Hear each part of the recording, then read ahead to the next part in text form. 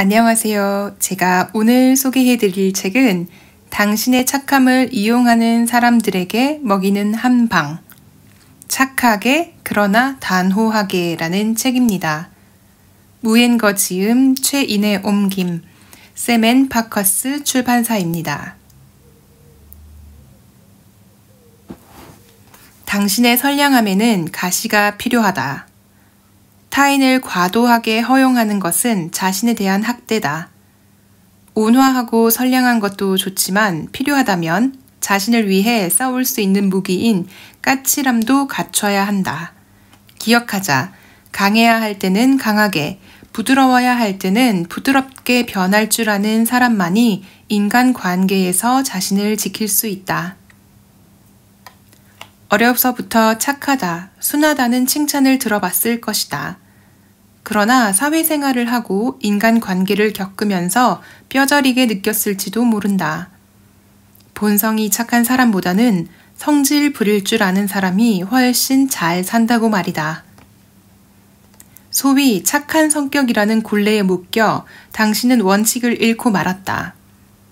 반드시 고수해야 할 것과 적당히 타협해도 될 것 사이의 경계가 모호해지면서 감히 거절할 생각도 못하고 민망해서 거절할 줄도 모르고 또 적절히 거절하는 방법도 모르는 주관 없는 사람이 되어버렸다. 관용은 무원칙과 다르다. 너그러운 사람일수록 최소한의 마지노선은 지켜야 한다. 적절한 거절은 솔직하게 나의 뜻을 밝히는 가장 성실한 방법이기 때문이다. 이 책에선 착한 본성을 바꾸지 않고도 관계를 원만하게 풀어나가는 매력적인 전략과 기술들을 소개한다. 일이 엉망이 되기 전에 단호하게 말하는 법, 막상 일이 닥쳤을 때 내상을 입지 않는 법, 당신의 착함을 이용하는 사람들에게 세련되게 대응하는 법 등을 알려준다. 당신은 이제 경계를 확실하게 정하고 자신만의 원칙을 세우며 진짜 의견을 과감히 표현하게 될 것이다. 끝까지 진실한 태도를 유지하라. 사람들은 조만간 당신의 처세 원칙을 인정하고 존중할 것이다. 책 커버 뒤편만 읽었는데도 벌써 너무 좋은 내용들이 많습니다. 한 번쯤 착하다, 순하다라는 칭찬 받아보셨나요? 저는 좀 받아보긴 했습니다. 제가 또 K 장녀로 첫째로 살다 보니 착해야 된다, 순해야 한다, 뭐 이런 세뇌 아닌 세뇌를 받으면서 자랐던 것 같거든요. 하지만 단도직입적으로 이 책을 구매하게 된 까닭은 제가 순하거나 착해서인 것은 아닙니다. 제 주변에 이상하게 굉장히 착하게 남한테 신경을 많이 쓰는 저보다는 조금 나이가 있으신 선배분이 계셨는데요. 그분이 착하다는 것을 가장해서 너무 오지랖을 부리시는 거예요. 그래서 제가 도움이 필요 없다고 과한 관심은 필요 없다고 말씀을 드려도 이분이 그 경계를 잘 못 지키시는 것 같아서 제가 그분에게 드리려고 구매를 했던 책인데 먼저 읽어보고 내용이 너무 좋아서 안 되겠다. 이 책은 그냥 내가 소장하는 걸로 하자 하고 그냥 제가 읽었습니다. 그런데 읽다 보니까 의외로 내가 이제껏 호구였을 수가 있겠구나. 지금 남 걱정할 때가 아니라 내 스스로의 처세부터 바르게 해야겠구나 하는 많은 깨달음을 얻을 수 있었습니다. 그럼 본문으로 넘어가서 먼저 프롤로그, 착한 당신, 호구는 되지 말자. 인간의 성품에는 부드럽고도 강한 힘을 지닌 면이 존재한다. 바로 선량함이다. 진정한 선량함은 서로 신뢰관계가 전혀 없는 낯선 이들끼리도 마음의 경계심을 내려놓게 한다. 러시아 극작가 빅토르 로조프가 말했듯 지극히 감동스러운 인류의 선량함은 마음과 육체의 상처를 치유하는 힘이 있다. 선량함은 일종의 양심이자 지극히 도덕적인 본성이다. 그러나 지금은 선량함의 가치가 제대로 평가받지 못하는 시대다. 예를 들어 선생님이 어느 학생에게 평가서에 매우 착합니다 라고 써서 보내면 학생의 부모에게 볼멘 소리를 듣기 십상이다.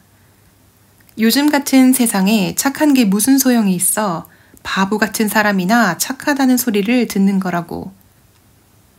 사실 이런 말이 나오게 된 데는 다 이유가 있다. 선량함 자체가 나빠서가 아니다. 그저 오늘날 우리가 선량함을 대하는 방식이 잘못되었기 때문이다. 그래서인지 한동안 SNS에서 랄프 에머슨의 명언이 돌았을 때 많은 사람이 은근히 가슴 한 구석이 찔린다는 반응을 보였다. 그대의 선량함에는 반드시 가시가 있어야 한다. 그렇지 않으면 그 선량함은 없는 것이나 마찬가지다.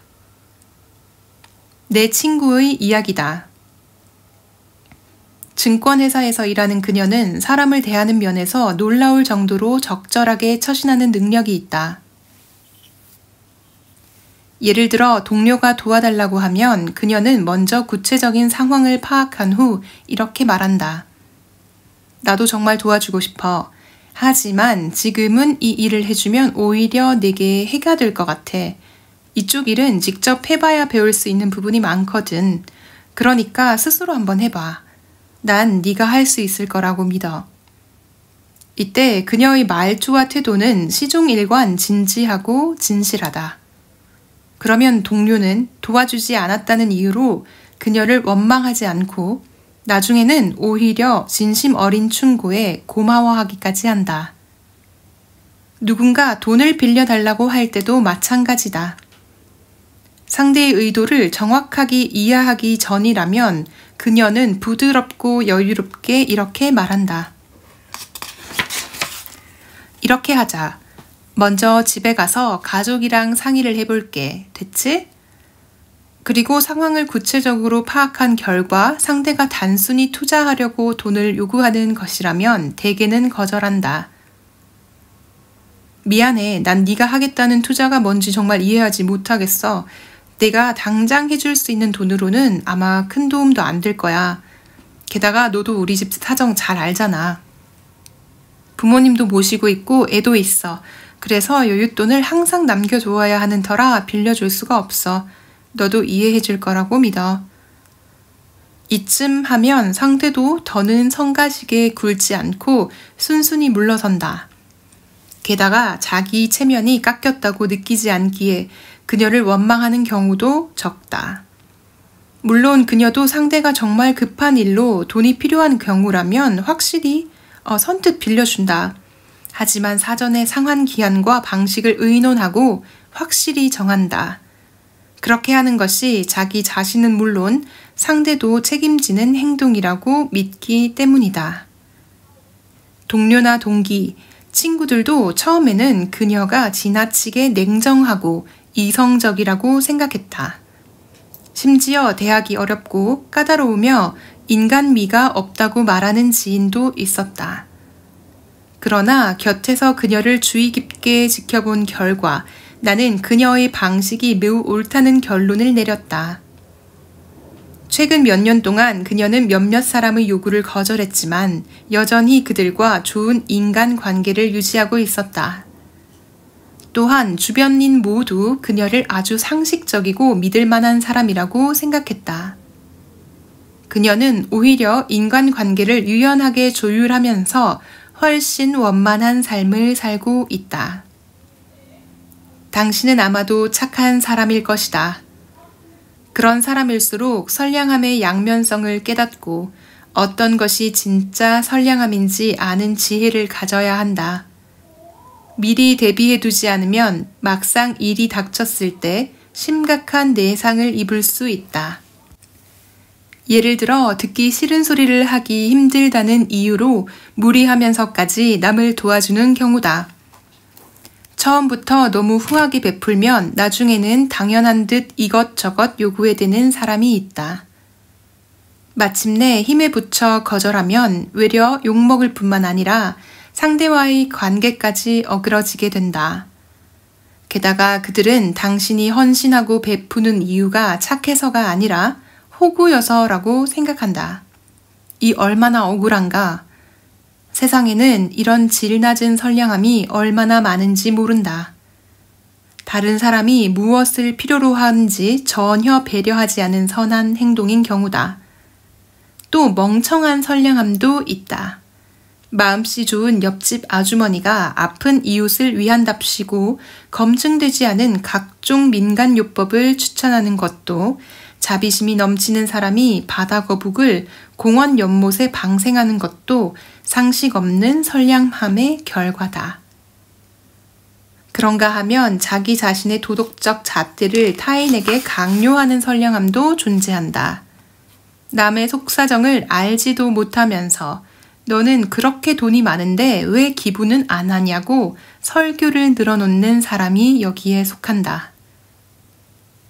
어떤 선량함은 정작 피해 입은 쪽을 동정하지 않고 순전히 약해 보이는 쪽만 동정한다. 방 청소 한번 하지 않고 쓰레기통 한번 비우지 않는 룸메이트를 참아주다가 결국 폭발한 사람에게 전혀 상관없는 제3자가 나서서 시골에서 온 애인데 잘 좀 해주지 그러냐고 핀잔 주는 식이다. 다 너를 위한 것이라며 안 하느니만 못한 중재를 하는 사람도 대개 선량함에 잘못된 기준을 가진 경우가 많다. 남편은 술 마시고 노름하는 데다 심지어 바람까지 피웠는데 그 아내에게 어쨌든 애들 아빠가 아니냐 한번 용서해 주라고 타이르는 것이 과연 선량한 행동일까? 그뿐이랴. 친하다는 핑계로 매일 당신을 붙들고 수다를 늘어놔서 일을 못하게 하는 직장 동료, 좋은 글이랍시고 끊임없이 문자를 보내 당신의 휴식을 방해하는 동기도 별반 다르지 않다. 이들이 정말 짜증나는 이유는 단순히 우리에게 불편함과 불쾌함을 준다는 데 그치지 않는다. 그들의 행동이 기본적으로는 선의에서 비롯된 것이라 차마 대놓고 뭐라고 말할 수 없다는 점이 우리를 더욱 짜증나게 하는 것이다. 진짜 선량한 사람은 자신이 하는 일이 정말 선한 일인가에만 관심이 있지 남의 시선은 신경 쓰지 않는다. 진정한 선은 사실을 정확히 이해하고 살핀 후 가장 좋은 결과를 불러올 선택을 하는 것이다. 그렇기에 당신은 어떤 종류의 선량한 사람이 될지에 대해서 반드시 깊이 고민하고 생각해 봐야 한다. 먼저 염두에 두어야 할 점이 몇 가지 있다. 첫째, 인생은 타협할 수 있는 것이 아니다. 타협하고 물러설수록 당신이 숨 쉴 공간은 점점 더 줄어든다. 둘째, 스스로의 자리를 지나치게 낮게 둘 이유가 없다. 하기 싫은 일을 억지로 하지 말고 여태껏 참아왔다고 해서 계속 참지도 마라. 셋째, 다른 사람이 함부로 당신의 한계선을 넘도록 내버려 두어서는 안 된다. 당신이 남에게 양보하고 맞춰주는 이유는 착해서가 아니라 스스로의 나약함을 인정하기 싫어서일 뿐이다. 남이 좋아하지도 않고 고마워하지도 않는 당신 자신이 할 수도 없고 하고 싶지도 않은 선행은 당장 그만두도록 하자. 인생이 그저 세상에 맞춰 흘러갈 뿐이라는 생각이 든다면, 매일을 되는 대로 살아가고 있다면, 주변 사람들이 내 존재를 깔본다면, 남의 비위를 맞추는 것 외에는 자신의 존재감을 인정받는 방법을 모른다면, 타인을 대할 때 좀 더 까다로운 기준을 가져야 한다. 세상은 당신이 어깨를 펴고 당당히 설 때 비로소 당신의 모든 것을 허락할 것이다.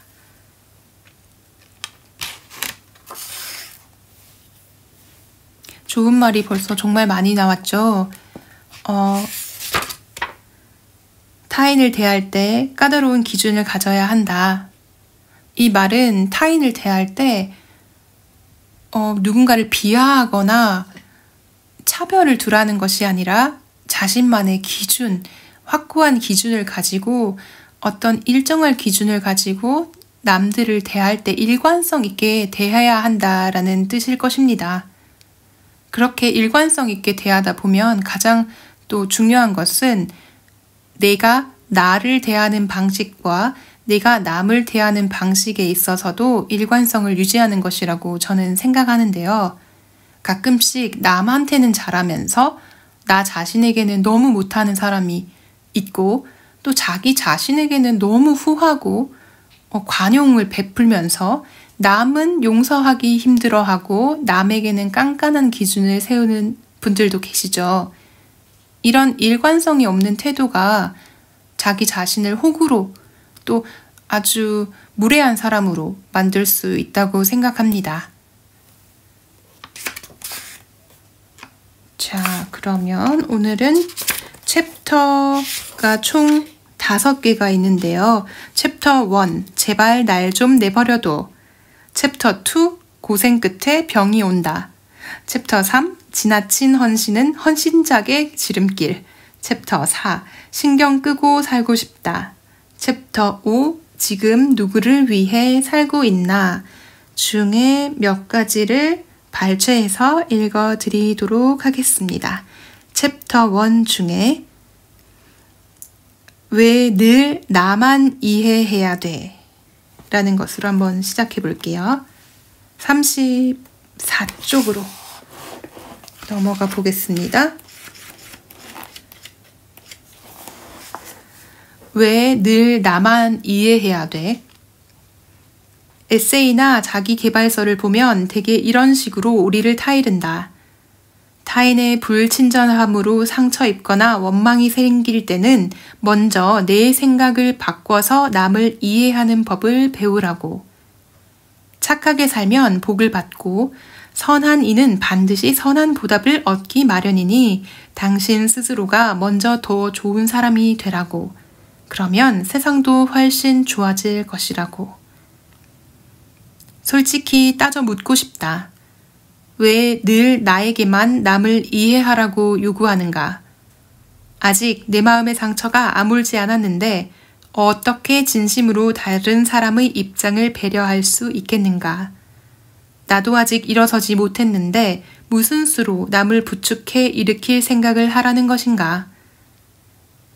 여태껏 사회는 우리에게 막판 스퍼트를 올려서 성공하는 방법과 더욱 강하고 선한 사람이 되는 법만 주거라 가르쳤다. 그러나 어떻게 하면 실패해도 존엄성을 지킬 수 있는지, 속살이 드러나도록 무릎이 깨졌을 때는 어떻게 상처를 치료하는지, 유리처럼 산산이 부서진 마음을 회복시키는 법은 무엇인지 전혀 알려주지 않았다. 처절하게 상처받고 피눈물이 흐르는 상황에서 무슨 힘으로 자신에게 상처 준 사람을 선량함으로 대할 수 있겠는가? 마음은 아직 피를 철철 흘리는데 대체 무슨 정신으로 내면 깊은 곳에 평정을 얻으라는 말인가? 여기 부모님 이야기만 나오면 눈물을 펑펑 쏟는 딸이 있다. 해묵은 상처가 아직 그대로인 탓이다. 남들 눈에 비친 그녀의 아버지는 착한 사람이었다.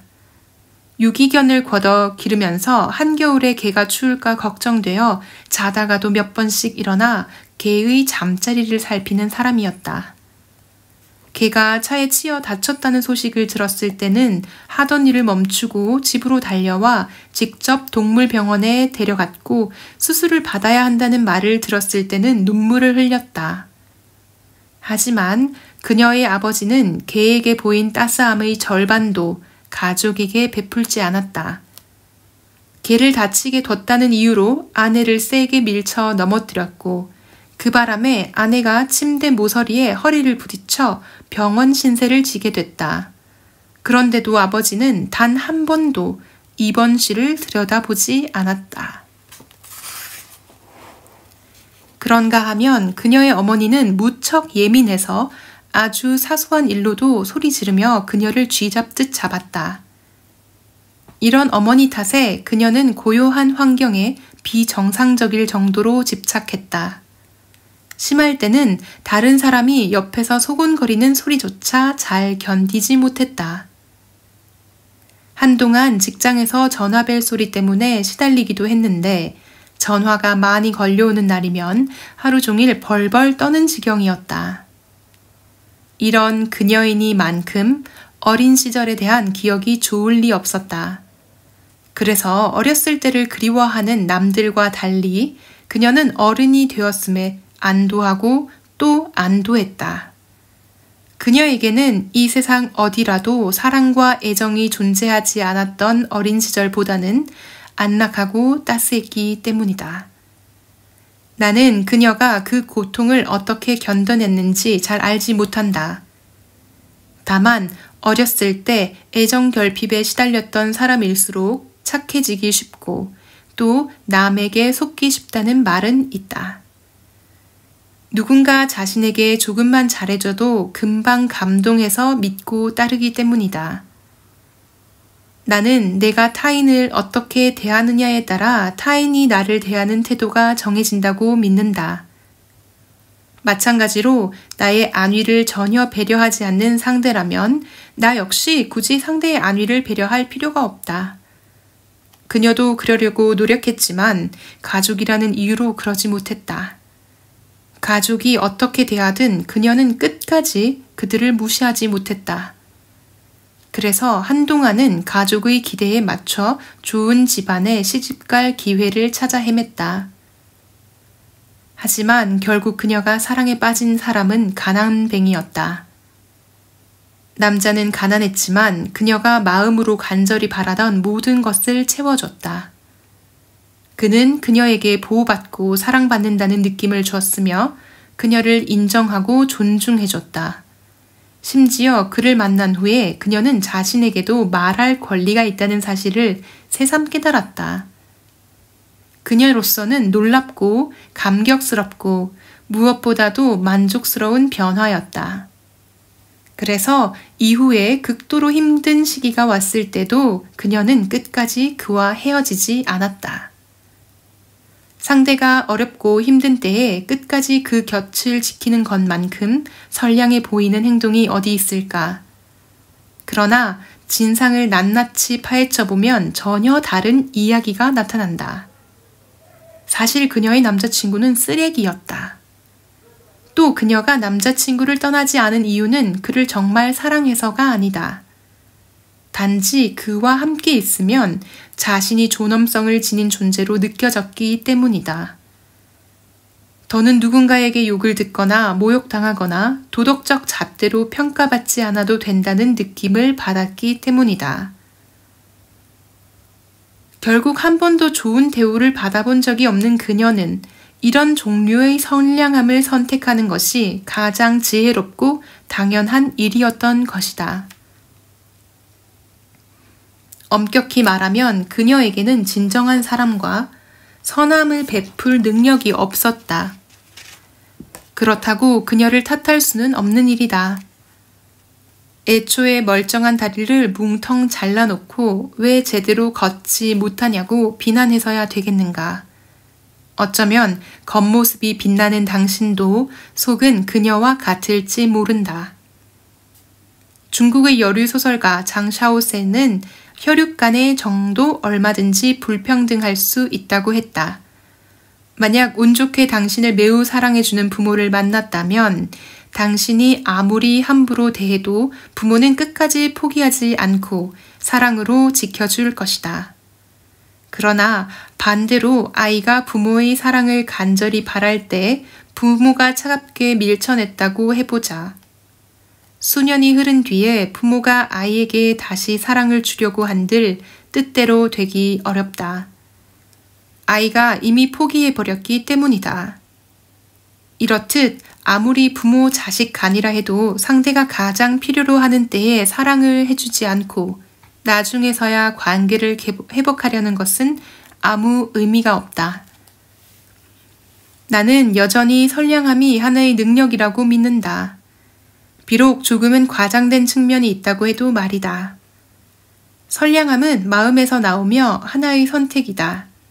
그러나 남이 요구하는 대로 무조건 들어주고 따르는 것은 겉보기엔 선량해 보여도 절대 정상적인 행동이 아니다. 비록 당신의 선량함이 타고난 품성이라고 해도 그 전에 먼저 당신에게 그 선량함을 뒷받침할 능력이 있는지를 생각해 봐야 할 것이다. 미리 사과하겠다. 나는 나를 좋아하는 사람만 좋아하고 내게 잘하는 사람에게만 잘한다. 어떤 행동에 대해서는 그저 영원히 이해만 할 수 있을 뿐 절대 그냥 내버려 두거나 눈 감아 줄 수 없다.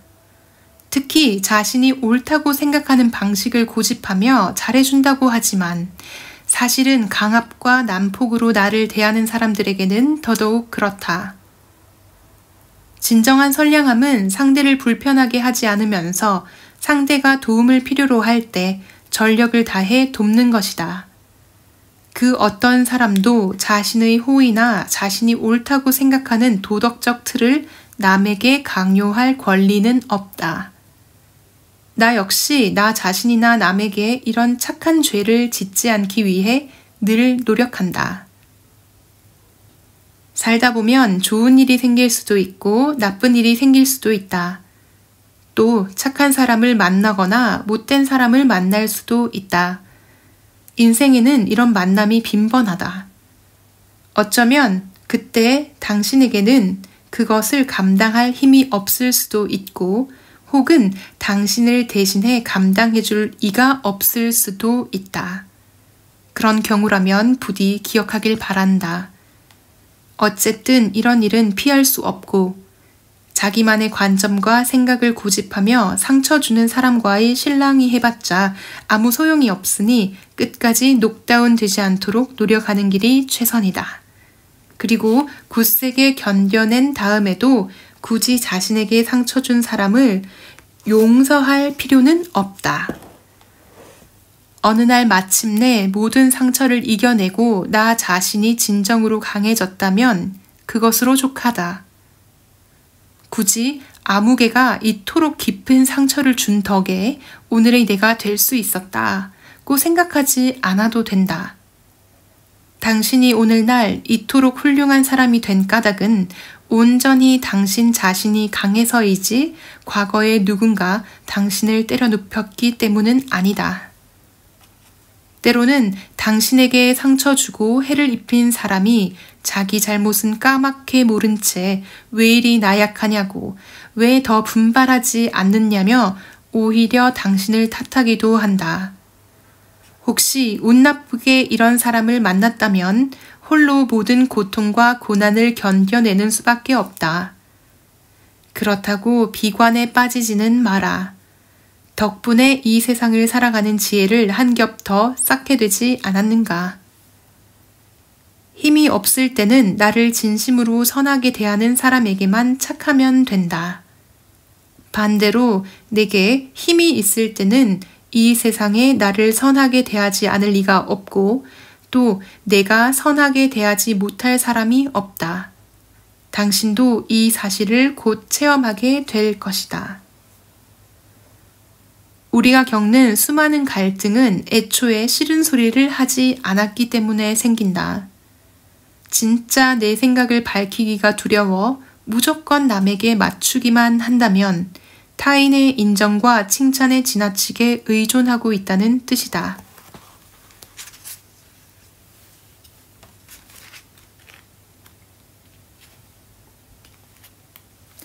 자, 오늘 한 챕터만 더 읽고 소개를 마쳐보도록 하겠습니다. 누구를 위해 살지 않아도 돼. 가족이, 부모가, 배우자가 자신이 옳다고 믿는 방식으로 우리를 사랑할 때가 적지 않다. 그들은 너무나도 맞는 이치로 자신의 경험을 이야기하며 인생은 이렇게 살아야 한다고 말한다. 하지만 그들이 간과한 사실이 있다. 이 세상에 남의 뜻대로 살기 위해 태어난 사람은 한 명도 없다는 사실이다.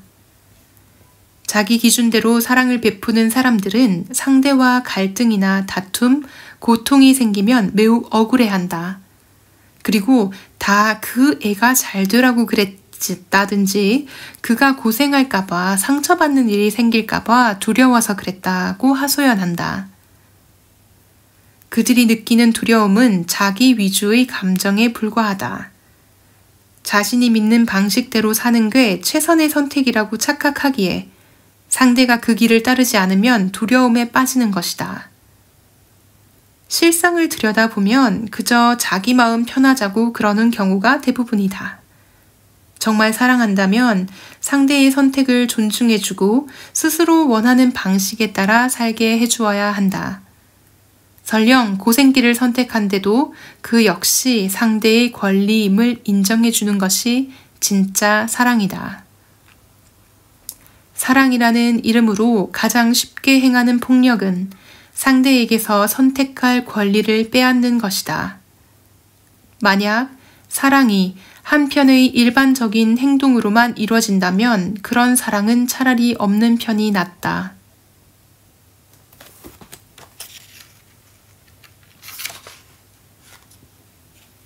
사람은 누구나 고난을 겪고 인생에 대해 심도 있는 경험을 해봐야만 비로소 풍성한 영혼을 가질 수 있다. 그리고 이는 행복을 얻는 중요한 근원이 된다. 현실의 행복이란 필연적으로 행운과 불행이 적절한 비율로 섞인 결과물이기 때문이다. 사람은 누구나 자신이 원하는 성장 방식을 선택할 권리가 있다. 고생길이든 탄탄대로든 스스로 선택한 이상 그에게는 그것이 최선이다. 누구나 한 번 사는 인생, 소유할 수 있는 것은 재산이나 명성뿐이 아니다. 여러 가지 경험과 느낌도 중요하다. 살면서 겪는 화와 복, 득과 실, 기쁨과 고통은 그 자체로 모두가 소중한 성과다.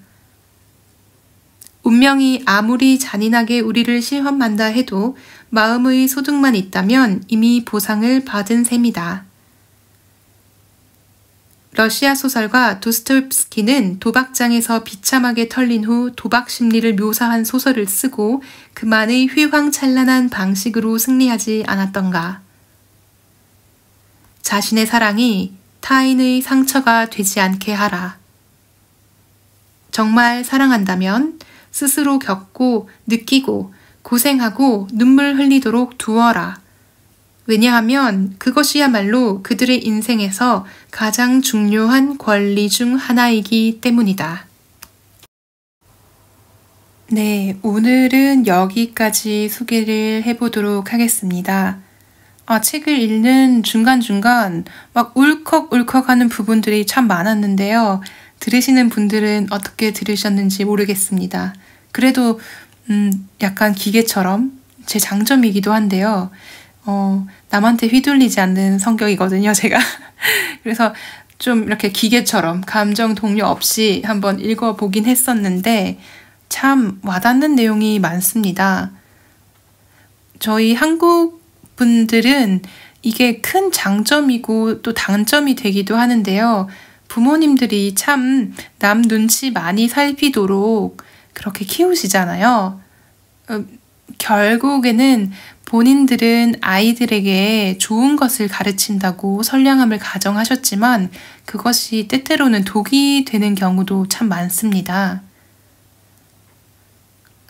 하지만 또 반대로 생각해보면 눈치 보고 살라고 적절히 교육을 하셨기 때문에 또 이런 한국 사람들의 그 기본적인 태도가 해외에 나왔을 때는 또 굉장한 매너로 작용을 하기도 하고 이래서 사회성이 발달되기도 하고 또 남을 배려하는 그런 애티튜드가 몸에 배는 아주 좋은 점도 많이 있다고 생각을 합니다.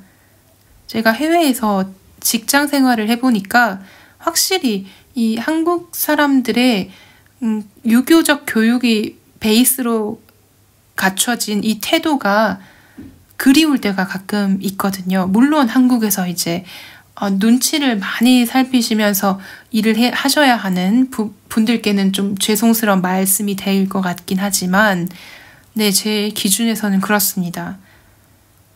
어쨌거나 착하지만 단호하게 살아야 한다는 오늘의 메시지를 잘 한번 되새기셔서 자랑스러운 한국인으로서 기본적인 애티튜드는 갖추되 그렇지만 아닌 것은 아니라고 말할 수 있는 이런 좋은 문화가 자꾸 널리 퍼져나갔으면 좋겠습니다. 마지막으로 또 굉장히 좋은 구절 딱 한 가지만 더 읽고 마무리하도록 하겠습니다. 네 마음이 내킬 때 그때 용서해라는 내용 중에 때로 우리는 타인을 향한 피곤한 동정심을 거두어야 한다. 즉 어떤 악에 대해서는 우리의 선량함을 함부로 낭비하지 말아야 한다. 라는 말이 있습니다. 네, 책을 이렇게 읽어드리다 보니까 이 책이 왜 선물하기 좋은 책 1위인지 이해가 됩니다. 들으시는 분들도 그러시죠? 막 누군가가 생각나시죠? 아, 그 놈이 이걸 좀 읽어야 되는데, 그 사람이 나에게 베푼 행동이 선량함이 아니라 굉장히 질 낮은 행동이라는 걸 좀 깨달아야 되는데, 라고 떠오르시는 분들 많으실 것 같아요. 근데 막상 책을 구매해서 선물하려고 하시면 이 책 내용이 꽤 좋아서 또 선물하기 힘드실 수도 있습니다. 네, 저는 그랬습니다. 결국 선물을 못했네요. 선물하기 좋은 책 1위이긴 하지만 저는 개인적으로 너무 책 내용이 좋다 보니 선물할 수 없었던 책, 그 사람에게 선물하기에는 책이 조금 아까웠던 책, 착하게 그러나 단호하게 였습니다. 그럼 오늘도 들어주셔서 감사합니다. 즐거운 하루 보내세요.